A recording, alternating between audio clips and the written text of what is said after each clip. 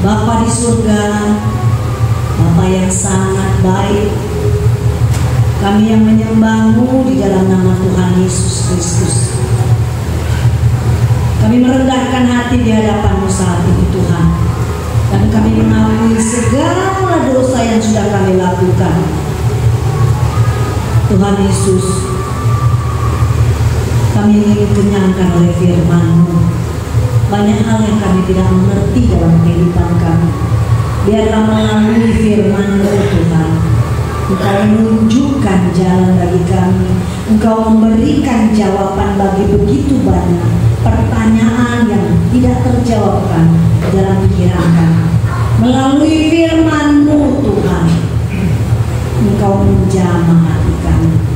Kami sambut firman-Mu Bapa, dalam nama Tuhan Yesus. Amin. Shalom. Ada yang baru? Tidak ada. Berarti mahasiswa yang sama. Saya bilang mahasiswa karena ini tempat kita belajar ya. Haleluya. Saudaraku yang dikasih Tuhan, firman Tuhan saya berikan tema adalah mendekat dan melekat. Ya, saudaraku di sini mungkin sebelum masuk kemari pasti nggak mengenal satu sama lain ya, nggak mungkin mengenal. Tapi lama kelamaan, minggu demi minggu, sebulan, bahkan setahun sudah punya teman kompak ya kan Pak? Udah ada teman kompaknya, temannya cocok, kira-kira temannya curhat ya, temannya kok kayaknya ini dia pengertian, kayaknya dia mau mendengarkan saya ngomong, kayak ini mengerti kalau saya lagi nggak senang hatinya. Jadi di sini kita punya teman yang dekat, ya. Karena apa? Karena bertemu setiap hari, karena sering ngobrol setiap hari.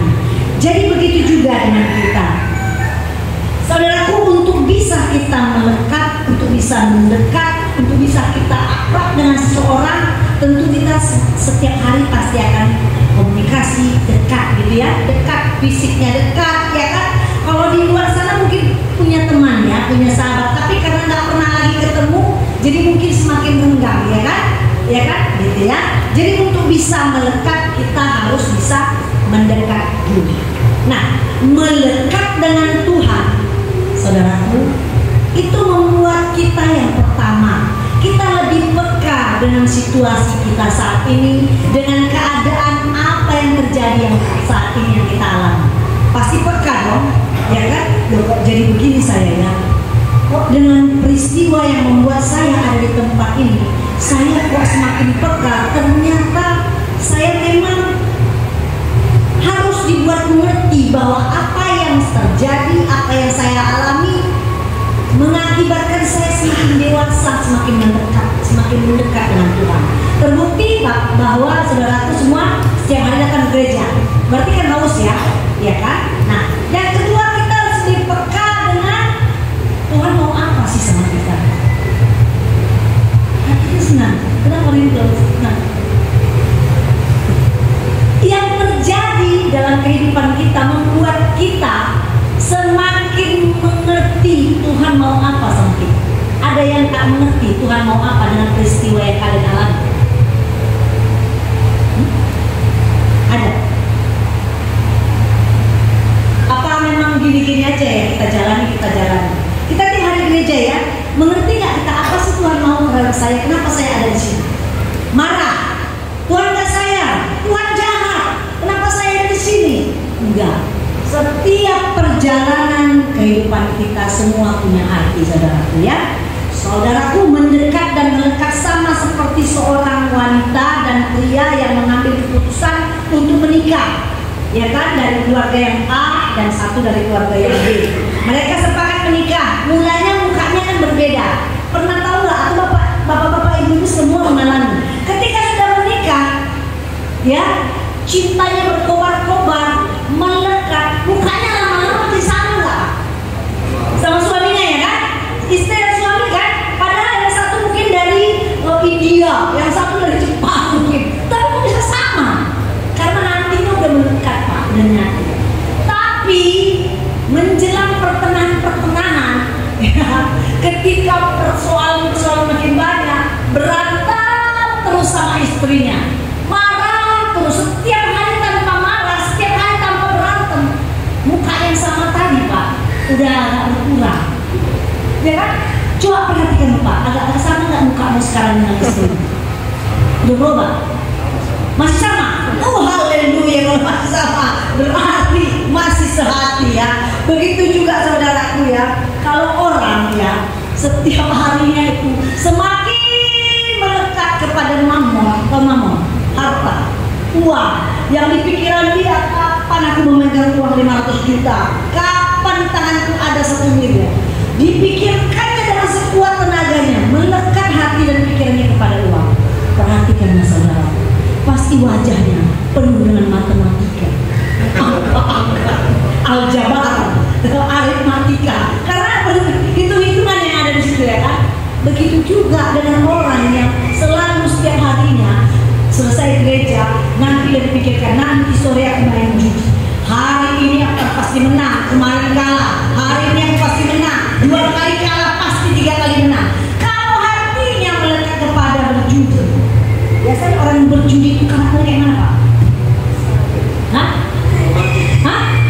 Kayak mana? Pura-pura dikelilingi, jangan lagi buka sekolah, kayak mananya? Kalau orang berjudi, kayak mana? Kayak tadi udah bilang orang-orang, hah? Kayak mana? Jangan tuduh-tuduh orang, kayak mana? Kasih tahu aja, kasih tahu. Hah? Kalau orang berjudi itu apa happy? Happy? Hah? Romantis? Romantis ya? Luar biasa. Jadi kalau dia melekat dengan judi, dia jadi romantis ya.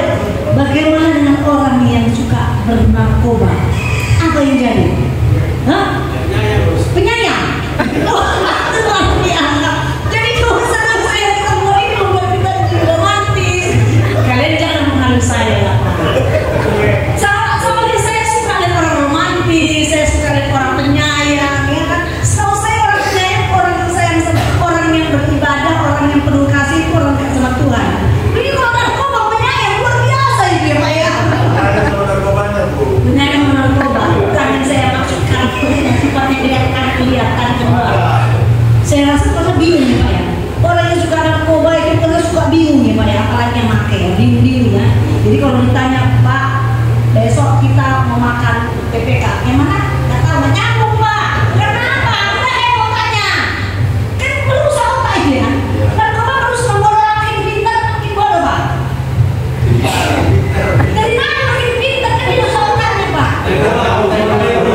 Itu bukan mola Pak, mola itu ada di sini Pak. Hati ya. Oke ya. Ini bukan menyindir siapapun, maksudnya kita belajar ya. Apapun yang dekat sama kita, kita akan sama seperti yang kita dekat.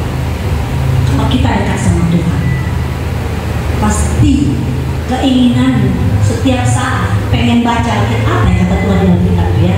Apa ya? Setiap saat mau datang, setiap saat mau berdoa. Itu kalau orang yang mendekat dan melekat kepada Tuhan. Apa kata Tuhan? Nah, apa kata Tuhan di Yakobus 4 ayat 8? Ya, Yakobus 4 ayat 8 dikatakan, ya, 2, 3, mendekatlah kepada Allah dan Dia akan mendekat kepadamu.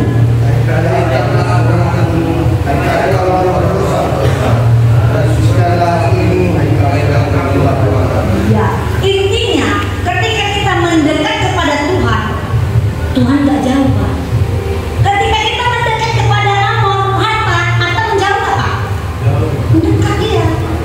Ketika kita mendekat kepada perjudian, kau mau ditanya-tanya akan berjudi dari sore lagi, tiap hari benar.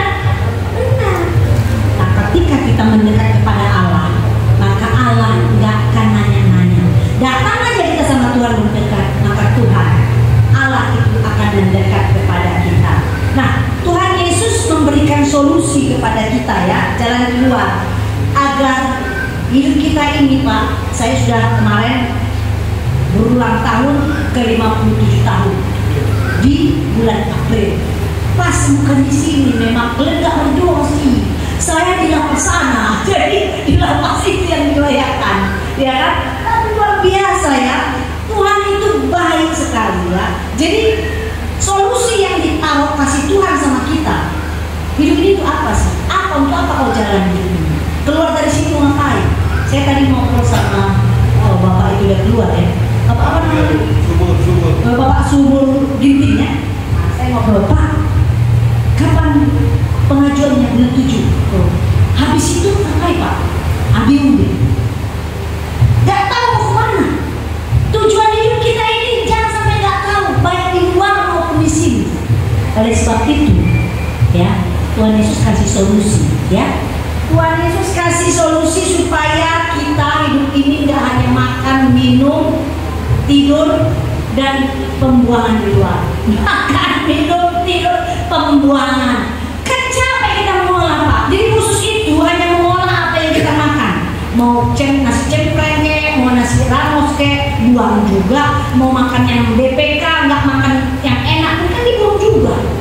Bukannya sama, nggak makin mancungnya kalau makan makanan yang lebih enak. Nggak lebih putih kalau enggak. Sama aja, tetap dibuang.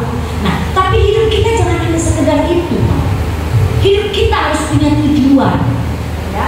Karena orang yang nggak mempunyai tujuan dalam hidupnya, itu bingung-bingung mukanya. Dia akan berjalan terus gak jalan. Ngapain lah dia? Padahal dia harus makan satu hari 3 kali.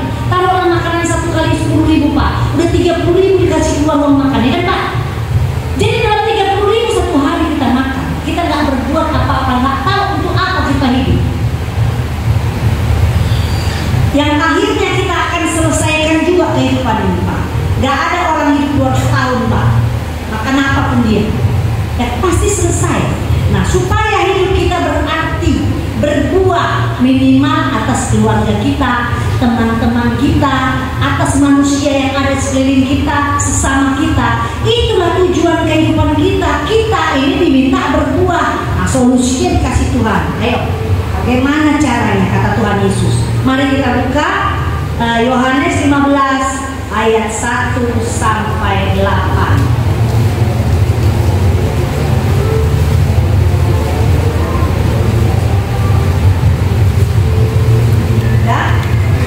Amin. Yohanes 15 ayat 1 sampai 8. Saya ayat ganjil disambungkan dengan saudara yang genap. Begitu seterusnya. Begini firman Tuhan. Yohanes 15 ayat 1 sampai 8. Judulnya akulah pokok anggur yang benar, ya. Akulah pokok anggur yang benar dan Bapa-Kulah pengusahanya. Setiap ranting padaku yang tidak berbuah dipotongnya, setiap ranting yang berbuah dibersihkannya. Ayat 3. Kamu memang sudah bersih karena firman yang telah kukatakan kepadamu. Tinggallah di dalam aku dan aku di dalam kamu. Sama seperti ranting tidak dapat berbuah dari dirinya sendiri kalau ia tidak tinggal pada pokok anggur. Demikian juga kamu tidak berbuah jika kamu tidak tinggal. Ayat 5.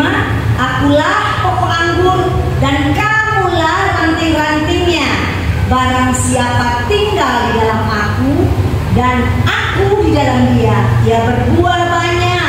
Sebab di luar aku kamu tidak dapat berbuat apa-apa. Barang siapa tidak tinggal di dalam aku, ia dibuang keluar seperti ranting dan berdiri. Kemudian dikumpulkan orang dan dicampakkan di dalam api. Ayat 7. Jika kamu tinggal dalam aku dan firmanku tinggal di dalam kamu, mintalah apa saja yang kamu kehendaki dan kamu akan menerimanya. Aku diperlihatkan, yaitu jika kamu berbuah banyak dan dengan demikian kamu mendapat hidupku. Ya, amin. Saudaraku yang dikasih di Tuhan, solusi yang dikasih Tuhan Yesus sama kita dalam menjalani kehidupan kita, sisa, saya bilang sisa hidup kita ya, karena yang di depan kita sudah jalani, yang ke belakang ini masih ada sisa. Apa tujuan kita? Mau ngapain kita? Tuhan Yesus suruh kita berbuah, Pak. Suruh kita berbuah. Pohon yang tidak ada buahnya ditebang, diganti dengan pohon yang baru, benar? Pohon yang akan pernah berbunga, apalagi berbuah, itu pohon yang kering. Dan apa kata Tuhan Yesus? Orang akan tebang jadi kayu kering, akan dibakar dibuang. Tapi kalau engkau tinggal dalam. Artinya kalau kita ada di dalam Yesus, dan Yesus firman Tuhan yang kita dengar setiap hari tinggal di dalam kita, ada sebab akibat. Kalau itu sudah terjadi, maka tadi yang kita melekat kepada mamon, melekat kepada judi, melekat kepada narkoba, itu nggak melekat lagi, udah hambar. Pernah nggak kalian tukang rokok, suka merokok, tiba-tiba jadi hambar? Pernah nggak kamu mengalami? Minta sama Tuhan yang nggak bisa lepas dari rokok, supaya mulutmu tuh jadi hambar, nggak bisa lagi merokok. Bisa, karena apa kata Tuhan? Kalau kau tinggal dalam Aku, firmanku itu ada dalam pikiranmu, ada dalam hatimu. Mintalah apa saja, apa saja, apa saja, apa saja. Selain yang tidak berkenan kepada Tuhan nggak bisa itu ya. Yang kau minta keperluan setiap orang beda-beda. Mintalah apa saja yang kau minta, bahkan hal yang tidak mungkin sekalipun Tuhan akan kasih. Itu kata, mintalah apa saja maka kamu akan menerimanya. Jadi satu-satunya cara solusi untuk hidup kita bisa berbuah, kita ingat aja 3M. M yang pertama, menyatukan hati kita dengan Tuhan. Tadi sudah saya bilang, kalau ada seorang suami dan istri yang menyatu, bukan saja jasmaninya, bukan saja kedagingannya dia menyatu, tapi hatinya menyatu, itu sangat kompak, sangat pendukung. Pernah nggak tahu kalau ada seorang suami istri ya, terus lagi datang tamu banyak, suaminya kasih kode mungkin untuk kasih uang untuk keluarga datang, ada kode tertentu ya dari si bapak, itu nggak ngerti, orang lain nggak ngerti, yang ngerti itu istrinya. Dia mungkin suaminya langsung bilang ini, udah ngerti, siapa yang ngerti cuma gitu, istrinya ngerti pak, suaminya langsung bilang gini sama istrinya, nah gitu aja. Itu udah ngerti, maka istrinya akan memberikan uang seperti yang disarankan sama suami. Itu kalau hatinya udah menyatu, Pak. Jadi yang pertama, kita harus menyatukan hati kita dengan Tuhan. Caranya bagaimana? Mazmur 119 ayat 97. Mazmur 119 ayat 97. Bagaimana kita menyatukan hati kita dengan Tuhan? Caranya bagaimana ya? 2, 3, 119, Mazmur 119 ayat 97. Mazmur 119 ayat 97. Ya, ayo. 2, 3. Betapa ku cinta Tuhanmu, aku merenungkan sepanjang hari. Iya, gak susah. Tiap hari kita ke gereja, renungkanlah firman itu setiap hari, siang dan malam. Tadi Yakobus 4 ayat 8 saya katakan, kalau kita datang kepada Allah, Allah gak lari, Allah gak baikkan badan, Allah akan mendekat kepada kita. Renungkan itu. Oh, berarti kalau saya datang, Allah ada dekat sama saya. Dia gak pernah tinggalkan kita, meski kita lagi berdarah-darah, meski kita lagi terpuruk seterpuruk-puruknya, Tuhan gak akan pernah tinggal. Firman-Nya berkata, yang pertama tadi menyatukan hati kita dengan Tuhan dengan cara merenungkan firman-Nya setiap hari. Yang kedua, mempercayakan hidup kita kepada Tuhan, Pak. Jadi kalau kita sudah mempercayakan hidup kita sama Tuhan, apalagi yang kita pikirkan? Khawatir, cemas, takut, itu udah gak ada. Misalnya, contoh, Bapak mempercayakan sebelum datang kemari, Bapak mempercayakan misalnya sepeda motormu kepada adikmu. Jaga ya, nanti aku udah keluar dari Binjai, nanti aku ambil lagi. Kalau sudah Bapak percayakan sepeda motormu kepada adikmu yang kau percayai, tentunya kau gak akan khawatir kalau sepeda motor itu gak diisi minyaknya, betul? Ya kan? Kalau dipakai adikmu itu sepeda motor pasti akan terjaga dengan baik, karena kau tahu siapa adikmu yang kau titipkan itu. Begitu juga dengan kita. Kalau kita percayakan kepada Tuhan yang kita sembah itu, yang kemarin kita baru merayakan hari kebangkitannya, kenaikannya, apa lagi yang mau kita takutkan? Apa yang kita cemaskan? Nanti aku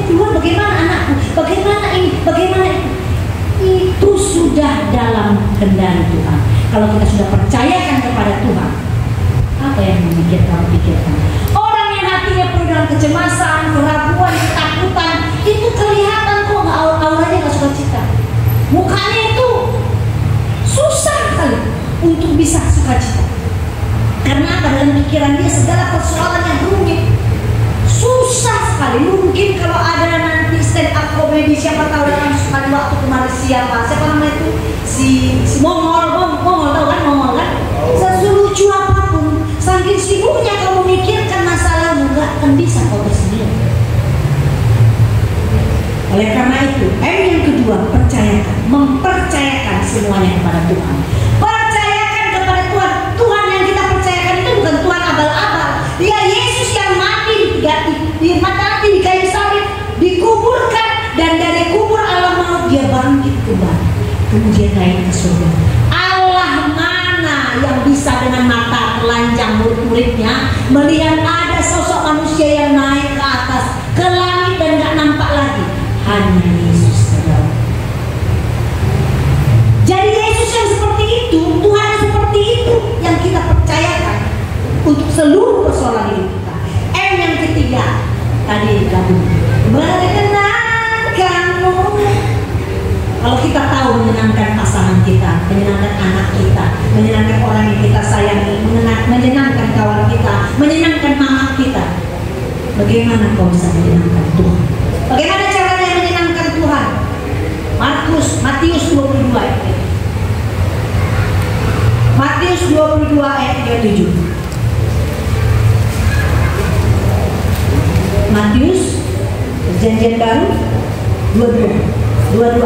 Matius 22 ayat 37. 2, 3. Kasihilah ya belum. Matius 22 ayat 37. Ya. 2, 3. Ya. Kasihilah Tuhan Allahmu dengan segenap hatimu dan dengan segenap jiwamu dan dengan segenap akal budimu. Pernahkah engkau mengasihi orang tapi punya perhitungan? Pernah ya? Pernah lah kan? Yang ini gak kasih lah, yang ini aja, yang kayak gini aja kasih. Yang orang yang itu yang inilah kasih. Nah, saya bertanya, pernahkah engkau mengasihi seseorang dengan segenap hatimu? Berarti yang paling dekat siapa? Biasanya kalau gak mama, istri atau suami ya Pak ya? Itu pun masih ada hitungannya. Bapak-bapak ini ya, kalau saya sama istri itu capek loh. Misalnya kau dapat 50.000, ya kan? Terus kau hitung, enggak lah, istriku cuma 20.000 aja ya kan? Ya, sebenarnya kalau suami istri sudah menyatu Pak, kasih tahu aja memang 50.000 saya dapat. Tapi kita gini mah, 50.000 ini kan kita harus pakai lah, harus berhikmat kita pakai Pak. Ya kan, berhikmat untuk ini, untuk itu. Jadi itu kalau menyatu dengan istri, udah nggak ada lagi dusta di antara kita. Nah, Tuhan minta menyenangkan hati Tuhan. Tuhan bilang kasihilah Tuhan Allahmu dengan segenap hatimu, dengan segenap jiwamu, dengan segenap kekuatanmu. Nggak main-main, karena Tuhan sudah menunjukkannya, sudah Tuhan melakukannya. Tuhan sudah melakukan kasih itu bagi kita dengan cara mati di kayu salib. Siapa mau mati buat orang yang nggak kenal? Dia nggak tahu, dia nggak ada hubungannya. Dia mati untuk kita Pak yang berdosa ini Pak. Dia berdarah-darah dan dia sudah menunjukkan begitulah kasih kepadamu anakku. Cinta dan kasih yang seperti yang ditunjukkan Tuhan itu nggak main-main. Sekarang kebalikannya, bagaimana kita menyenangkan Tuhan? Bisakah kita menyenangkan Tuhan dengan mengasihi Tuhan? Seperti apa kekuatan kita? Contoh, yang paling kau kasihi, yang paling kau sayangi, misalnya di dalam kehidupan ada di dalam kehidupan apa misalnya dikasih, apa yang paling melekat padamu, apa misalnya contoh yang Tuhan minta. Ini saya kasih contoh satu ya sebelum saya tutup. Saya setiap kemarin kayaknya dikasih Tuhan lagu, nanti saya kasih yang lagu baru lagi ya, lagu baru ya. Jadi begini, anak itu Pak adalah ciptaan Tuhan dan dititipkan kepada setiap yang dipercayakan. Amin. Oke. Anak bukan milik kita. Begitu juga mama bukan milik kita. Kita terlahir dari seorang ibu, ya, ditempatkan Tuhan kita, dia menjadi ibu kita. Tapi one day, satu hari, ketika Tuhan ambil yang paling berharga dari hidup kita, dan kita ikhlaskan kau? Terimakah kau? Kalau itu yang diminta Tuhan, maukah kau kasih? Sulit. Saudara yang dikasih Tuhan, saya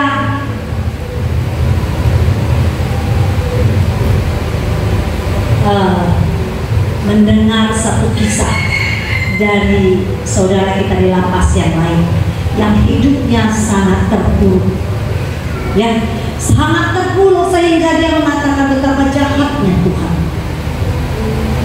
betapa jahatnya Tuhan sama saya, karena dia masuk dalam satu lapas itu karena fitnah, bukan karena kesalahan.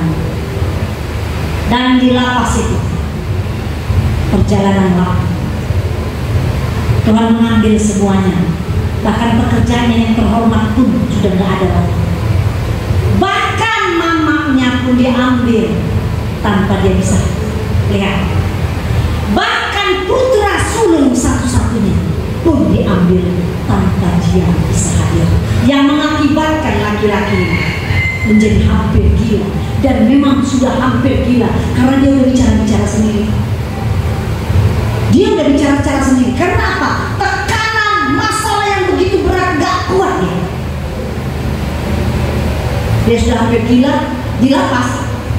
Tapi puji Tuhan, itulah sebabnya kita memerlukan teman-teman seiman, teman-teman di dalam gereja yang menopang dia, menyokong dia, membuat dia semakin memulai menata kehidupannya, mulai bangkit sedikit demi sedikit. Saudaraku yang dikasih Tuhan, dia sudah semakin melekat kepada Tuhan, dia semakin mendekat kepada Tuhan, dia semakin berdamai dengan diri dia semakin mengenal, mengetahui bahwa Tuhan gak jahat loh. Meski Tuhan tak ambil semua, dia dimampukan Tuhan untuk mengenal siapa Tuhan. Dan dari ceritanya Tuhan kasih sebuah lagu untuk bisa saya nyanyikan. Mana sih Bu? Ya kita nyanyi lagi. Ya, ini luar biasa ya. Saya berdoa untuknya, dan ketika pagi-pagi saya berdoa ya, untuknya, Tuhan kasih lagu ini luar biasa. Ya. Ya. Lagunya seperti ini, nanti saya tinggalkan kata-katanya, mungkin bisa dinyanyikan lagu. Dari penderitaan seorang laki-laki yang merasa bahwa Tuhan itu sangat jahat, tapi dia nggak jahat saudara, karena dia tidak pernah tinggalkan. Lagu ini berjudul Tuhan Tidak Tinggalkan. Ya.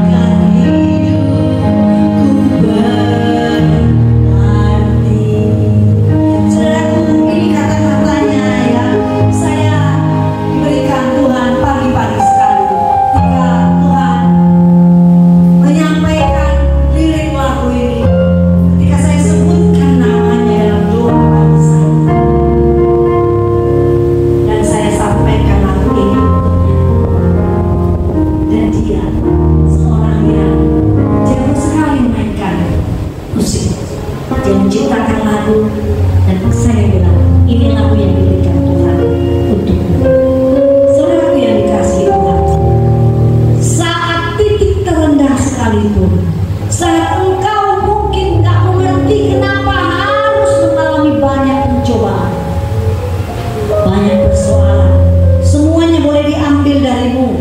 Bahkan engkau tidak lagi mendapatkan hormat di mata orang, di mata keluarga. Engkau sudah sampai di titik yang paling rendah. Satu kabar lain, Tuhan gak akan pernah tinggal. Tuhan gak pernah tinggalkan saudara. Karena apa? Dia menunggu. Dia menunggu kita akan datang kepadanya. Datang kepadanya untuk Tuhan pulihkan hatimu. Hati yang patah, hati yang marah, hati yang membenci, hati yang tidak percaya lagi sama Tuhan. Karena kita datang kepada Tuhan, Tuhan akan ubahkan itu saudara. Tuhan akan membangkitkan kembali rasa percaya kita kepada bahwa Tuhan gak pernah tinggalkan kita. Tuhan akan ubahkan kita. Tuhan akan buat kita menjadi baik. Amin. Saudara yang dikasihi Tuhan, apapun pergumulanmu hari ini, saya tidak tahu, mungkin di tempat ini kita kurang bersosialisasi begitu dekatnya. Mungkin di satu lapas di sana kami ketika selesai, kami sangat dekat. Saudara yang dikasihi Tuhan, apapun persoalan, kalau siang hari ini kau punya pergumulan, di mana engkau, kalau kita berdoa bersama. Aku tidak tahu namamu saudara, tapi bila kau punya pergumulan yang begitu luar biasa, saya undang kau bersama saya untuk saya berdoa. Doamu di sini. Silakan. Adakah?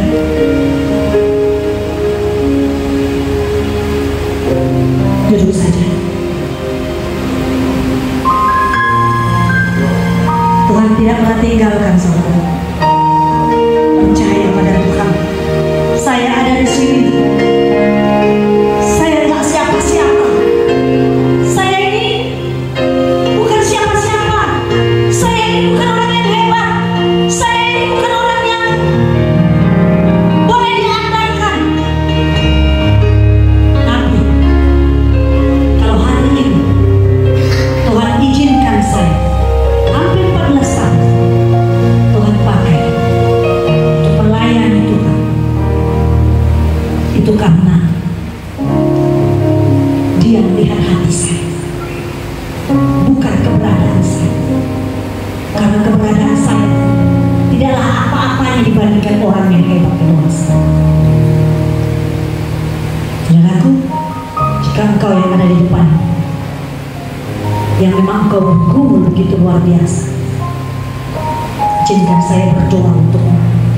Dan saudaraku, engkau yang ada di tempat, saya mohon engkau berdoa di dalam hati. Mari dukung saudara-saudaramu ini. Mereka butuh dukungan doa kita. Mungkin selepas dari gereja ini masing-masing pulang ke tempat. Tapi tahukah engkau, jika ada saudaramu ini yang sedang bergumul ini, yang masih menyesakkan hatinya, yang tidak tahu bagaimana jalan keluar, kalau engkau tidak bisa menjamah mereka ke tempat mereka, ke kamar mereka, ke ruangan mereka, mari saudara di tempat ini.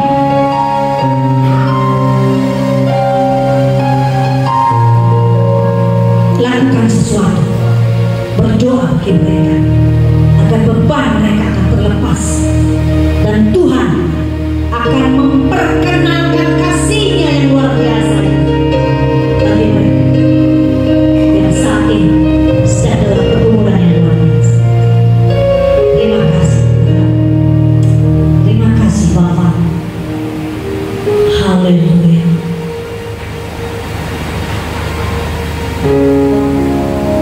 Haleluya. Ya Tuhan.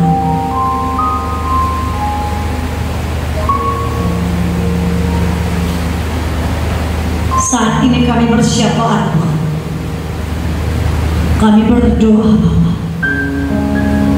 Kami berdoa Tuhan untuk saudara-saudara kami di sini.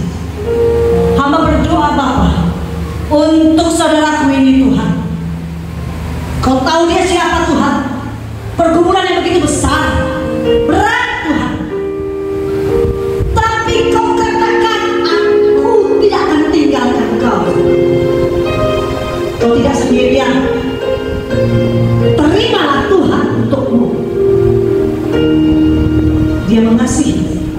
Apapun pergumulanmu saudaraku, percayalah dia Tuhan yang luar biasa. Roh Kudus akan menjagamu, menghiburkan hatimu,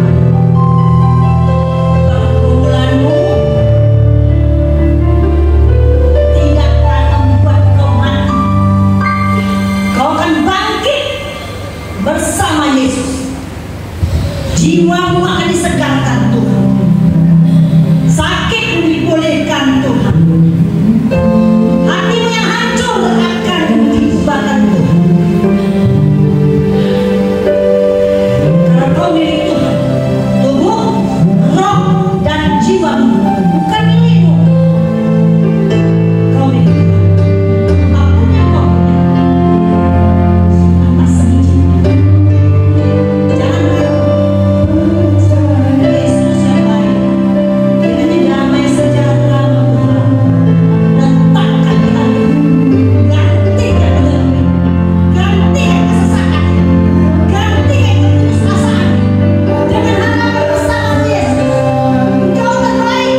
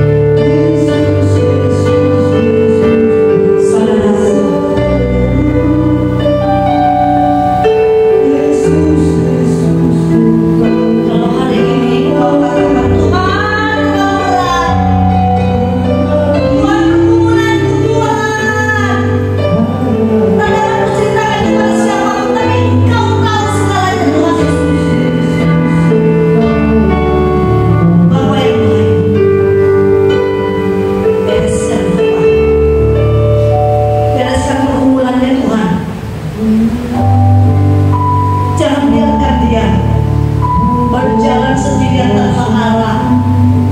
Tuhan, Tuhan Yesus, Allah milik Tuhan.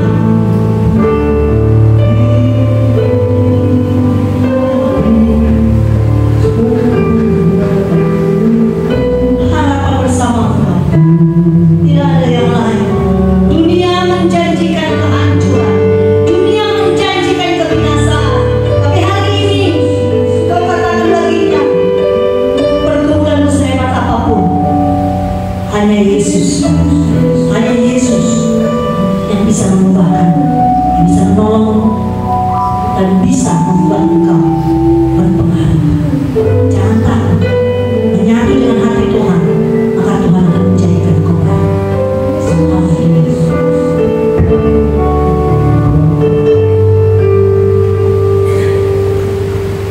Haleluya Yesus, terima kasih.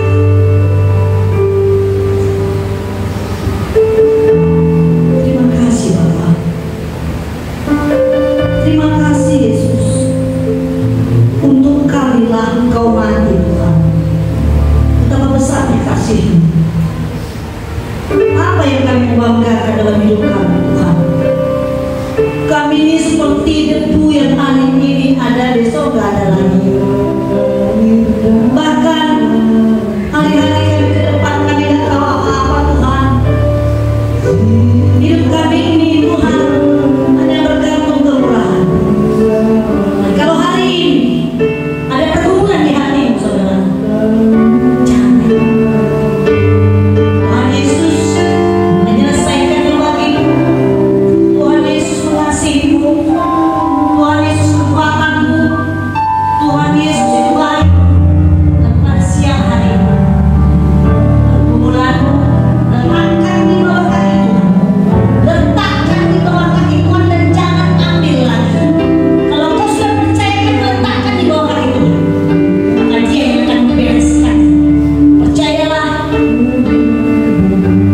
kau berharga di mata Tuhan, karena Tuhan baik. Di dalam nama Tuhan Yesus, belenggu kita lepas. Haleluya. Terima kasih Bapa. Terima kasih Tuhan Yesus. Kau sungguh baik. Kau sangat baik.